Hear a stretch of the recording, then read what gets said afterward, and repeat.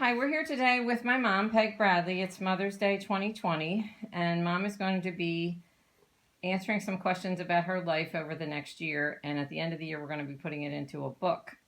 So I thought she'll be getting one question a week, and I thought it would be interesting if we could record them and share them with all of you. So the first story, my mom's Peg Bradley. I'm asking her, is some of the best advice your mother ever gave you? And I know one of the things you wanted to talk about was faith and how important God is in your life. Well, the first thing is my mother would always say, I went to Catholic school, and she would always say, make sure you go to church. It's very important. You always need God in your life.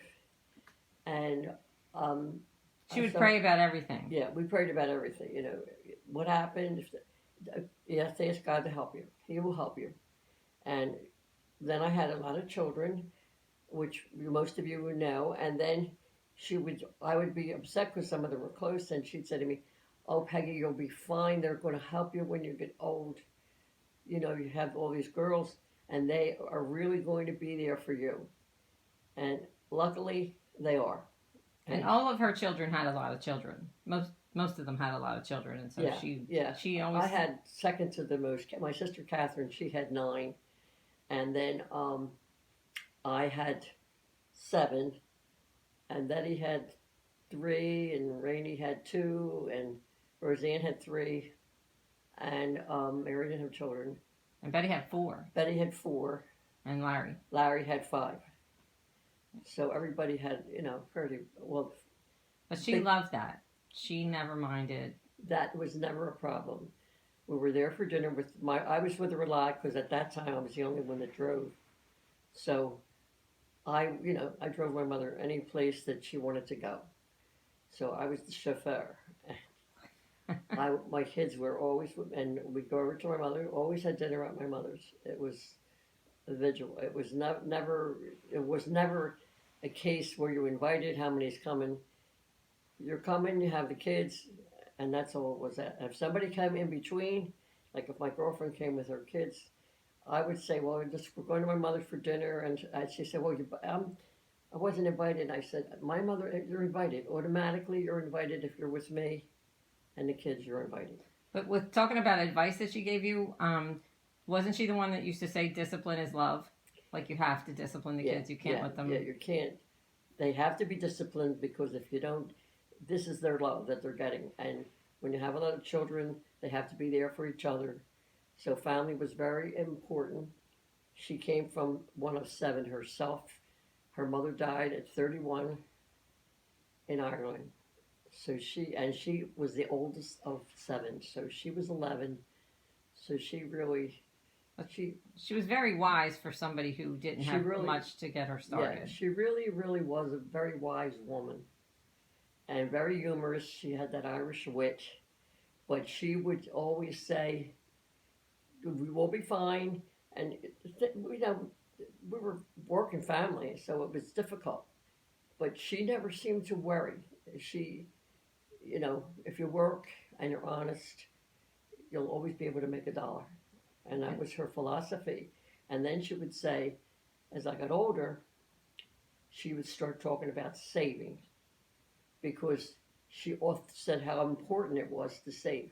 And I was always say, Mom, I can't afford it. I don't have it.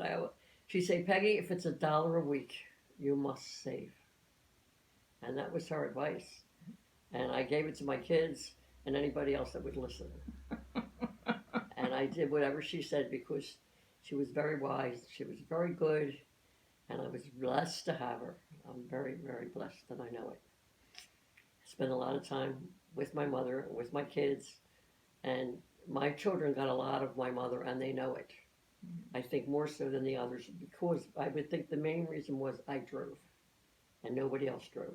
And we live close by. And we live close by, a couple blocks away, so it was convenient for me to do that, and I was always very willing to be there for my mother, because she was always willing to be there for me. But she also gave you advice saying that you could do, she would never say you couldn't do something. She used to say, if I would say, well, I can't do this, I can't do that, she'd say, Peggy, can't means you won't.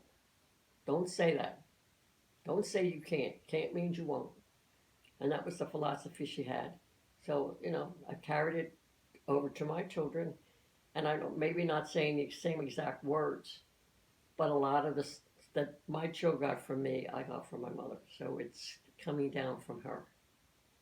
And like I said, her mother was very young, and my mother was kind of left to be the mother of all her siblings. You were talking about saving. Didn't she also help you buy your first house, or she told you how She to get did. it, or? My mother used to. She cleaned offices in Philadelphia, and at these office buildings, there was different women from different countries, like Italy, Ireland, um, Poland. Polish. I mean, and they had their own little tea at night. And she said there was two women. One was Mrs. Kelly. She was Polish. Mrs. Kelly was Irish. So my mother used to say, they used to talk about pie, and I used to, at that time I did in a project, and it was brand new. It was very nice, really. Had all new appliances, hardwood floors, and it was much cheaper to live there.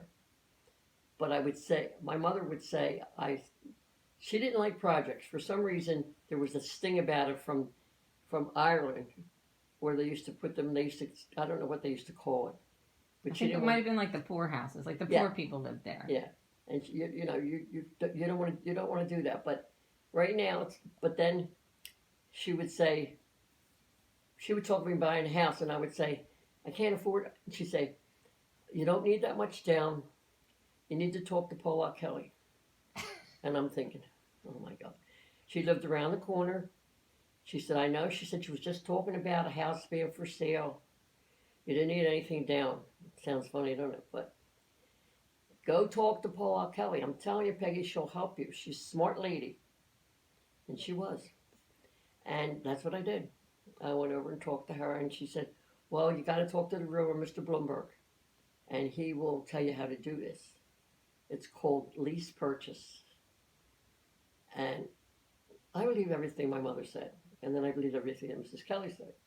So I'm listening to two ladies that are smart women from other countries, don't have a lazy bone in their body, and I'm thinking, okay, I did what she said, and I was 20. I think I was 20 years old, and you had 3 kids. I had three oldest children at that time, where they were like 1, 2, and 3. 1, 2, and 3. They were close. They were close, but close isn't always bad because they help each other. And as they get older, they know that it's not bad to really be close. It's good, in a way. It's good. It's not easy, but it's good. But I think I went to find out what's a lease purchase, and that's when I was like at that age, and at that time, I was married to my kid's father, and he said, "No, you gotta." And I just said, "No, I'm going to buy a house." And I think he probably said, "She's crazy." And we're talking about Billy Johnston for I'm those talking about Billy cousins of Johnston. mine. Yeah, that's For the family members who know who that is, that's Billy Johnston. yeah, that's Billy Johnson. And so I did it, and I went, did all the paperwork by myself because he wasn't going to do it, and he was smart, had a lot of gifts that he really wasn't using.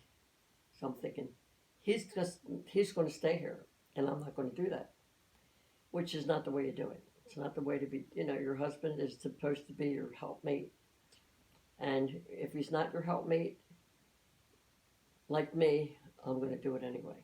And I know that's not right, and I don't want anybody to think that it's right. It's really not right. But that's what I did. And then would be about the education. That was a difficult time when I was just out of high school to be able to go to college because it was very costly and it was like out of reach, so to speak, that I assumed it was out of reach. And I would think, I'll do this without a degree, which is what most young people did then, not like today. But I'm saying I realized how important it is. As my kids were getting older, I remember the first time Marie, she's the first one who went to college. She was in a school in the main line. It was called Conestoga. Mhm. She came home talking about college, and I'm thinking, what are you talking about? Well, most of them are going to go to Penn State, and I'm thinking, Penn State. Then I'm thinking, this is how much I didn't know about Penn State. I knew University of Pennsylvania was not far away. I'm thinking, University of Pennsylvania. That's a very expensive school. But then moved on, and she wanted to get it, and she did it, and she went to Penn State, and she was the first one in a big family of all my own children, and all the other cousins. Nobody went to college then. Now everybody goes. But I'm saying, my mother at her, with no formal education, coming from Ireland, was already thinking about this. But I think in fact, I know her mother's family were basically higher educated. Like there were a couple of them were priests, and you had to be highly educated to be a priest then. And I think different other cousins, and at that time, that's what she brought with her. Well, I think that she thought she didn't have an education because her mother died. Yeah. And then that she was always felt bad that she didn't have that. She always you must get educated, because she said, I would have went to school, and I would think at the time, I was sure, easier. But she really thought that. And she let you know what she thought. And I think at that point, she tried to give it to the rest of her children. And we were too poor. I really just think my father, now remember now, this is Depression. This is the Depression. And when the Second World War broke out, I was 10. No, I was 10 when it was over. But like my sister Mary, she worked in the plants where you make the planes and all. And my brother Larry, my mother had one boy and 6 girls, and I had all no boys. But I'm saying, then it seemed to be they had money. There was money coming in, so that was starting to open up. So I think at that point, it was a lot better for my mother. And my father, he drove a big dump truck, but he also drank too much. So my mother had it tough. She really had a hard time.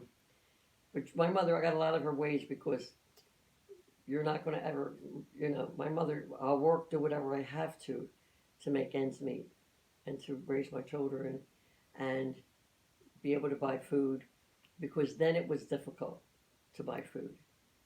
So I think if you were not there, and I mean, I don't remember the hard part of it. I just remember my mother would say, my father would go down to the railroad and pick coal to put in the fire because they didn't have any money.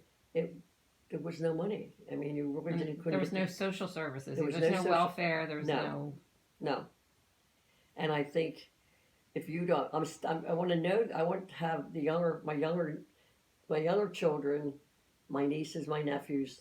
I want them all to hear that they still made it. They laughed. They used to have, on Saturday night, she told me, they would have, somebody would make a cake, and they had tea and coffee. No alcohol. It just wasn't, it was probably expensive. But she she talked about, they had a good time. Somebody would have a living room with probably hardwood floors or whatever, and they danced. Sounds like fun to me. But that's what she was. Oh, we had so much fun. She talked about when she came from Ireland on the ship. The best time of her life was on the ship, because they danced every night. She just loved that trip coming over to America. But I'm saying she had it hard in Ireland because she lost her mother, and she also had it hard when she got here. But She made the best of it. And She had a lot of wisdom from that experience. A lot of wisdom. And kids were never a problem. You know, what's the problem? So, Mom, we're going to end this video now, and we're Okay. going to do another one next week. Okay. So we can all look forward to whatever the next question is. And Okay. we'll talk to you soon. Good. Okay.